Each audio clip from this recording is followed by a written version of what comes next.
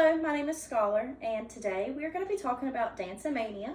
We're going to be going over what Mania is, who it infected, where it occurred, and what are the outcomes and what had happened, and how unbelievable Mania really is.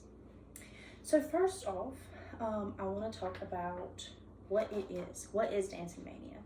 Dancing Mania was when there were individuals that would be, or families even, that would be hooting, hollering, dancing, clapping, and they would fall into this trance-like state. They would be hurting themselves. And it was possible psychological that Dancing Mania occurred from.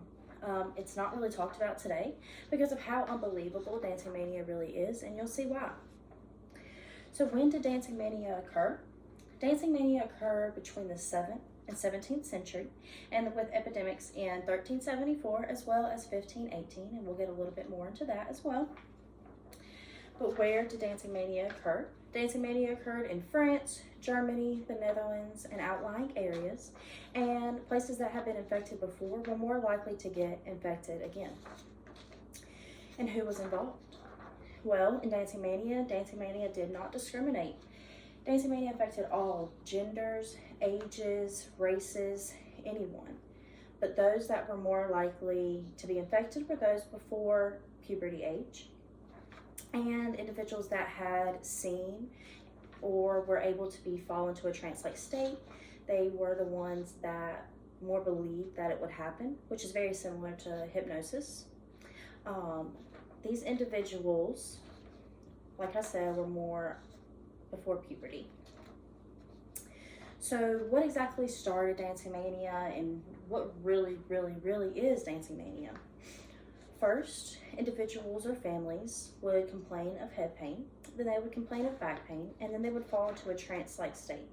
This trance-like state would have them clapping, dancing, singing, chanting, so much and for so long that some of these individuals would have cuts on their feet, they would be dehydrated, they would have hallucinations, they'd be passing out, and unfortunately some would even pass away. So let's talk a little bit about the epidemics, which I think are the more unbelievable side of things. But with them being so unbelievable, we know that they had to have happened because of journals from many different areas, from many different people, all describe the same similar events. So the first one in 1374 and the second one in 1518, with a total of 400 deaths, with an average of about 15 a day.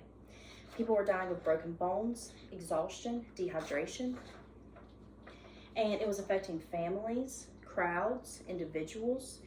Again, Dancing Mania does not discriminate.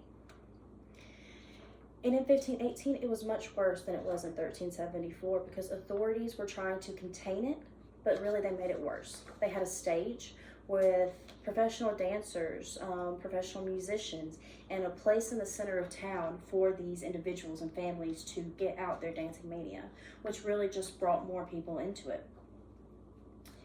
In 1374, let's talk about 1374 and why Dancing Mania possibly could have happened. In 1374, they thought it was psychological distress, and it still could be. It could be from mold, demonic beings, witches, and gods punishing, and the more ideal beliefs are from psychological causes. In 1374, there was a lot of high psychological stress. In 1374, there were multiple floods all through the century that related to starvation and bad crops and such. And in 1518, the ideal reason is another psychological high stress situation. Bad harvest, starvation, price changes, plague, syphilis. Many of these things occurred during 1518, which also was an epidemic of Dancing Mania. So the outcome of Dancing Mania, again, many people had died, many people had broken bones, lacerated feet, just all around broken, exhausted.